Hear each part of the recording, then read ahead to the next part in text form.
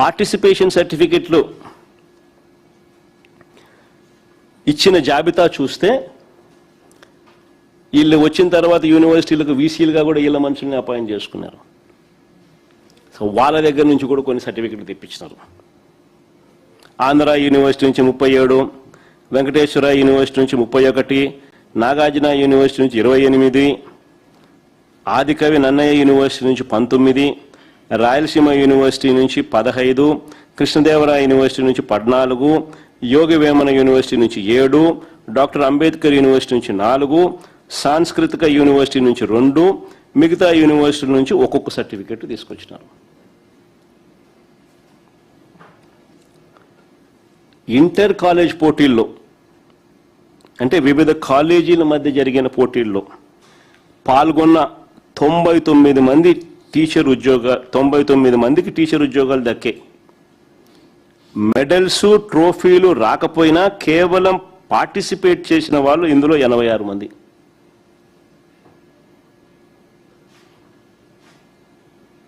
Inter కాలేజీలో 99 మందికి పోటీల్లో పాల్గొని వివిధ కాలేజీల మధ్య జరిగిన పోటీల్లో పాల్గొన్న 99 మందికి టీచర్ ఉద్యోగాలు దొరికాయి. ఇందులో మెడల్స్ ట్రోఫీలు రాకపోయినా కేవలం పార్టిసిపేట్ చేసినందుకు 86 మందికి టీచర్ ఉద్యోగాలు ఇచ్చినారు. ఇంటర్ డిస్ట్రిక్ట్ పోటీలలో 59 మందికి ఉద్యోగాలు వస్తే అందులో పార్టిసిపేట్ చేసినందుకు 18 మందికి ఉద్యోగాలు ఇచ్చినారు. జిల్లా తరపున ఆడితే చాలు, గెలుపుతో సంబంధం లేకుండా డిఎస్సి పరీక్షలు రాయాల్సిన అవసరం లేకుండా కేవలం పార్టిసిపేట్ చేసినందుకు టీచర్ ఉద్యోగాలు మన రాష్ట్రంలో మాత్రమే అందుబాటులో ఉన్నాయి. పరీక్షలు రాకపోయినా పర్వాలా.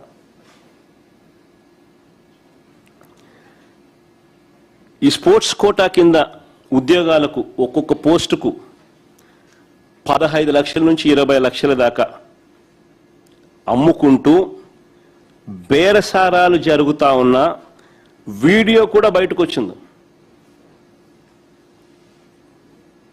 ఒకసారి ఆ వీడియో ప్లే చేయండి ఒకసారి.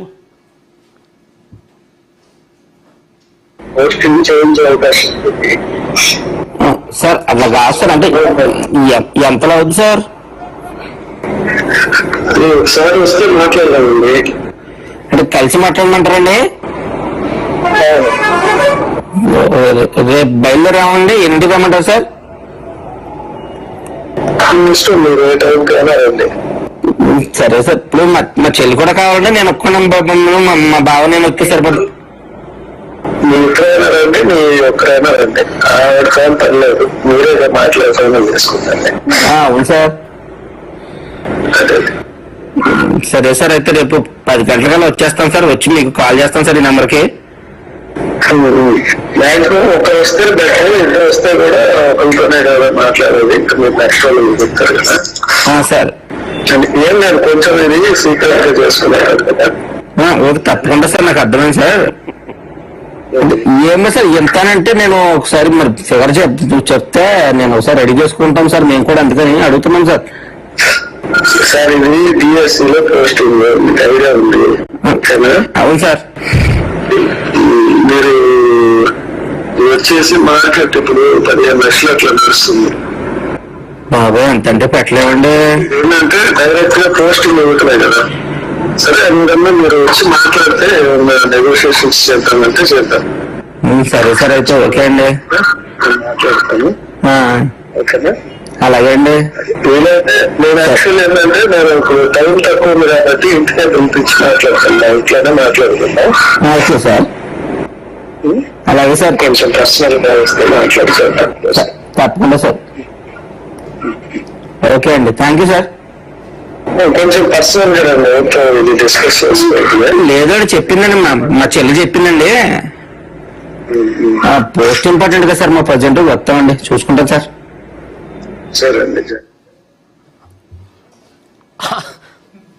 ఆంధ్రప్రదేశ్ ప్రభుత్వ లోగో డీపీగా పెట్టుకొని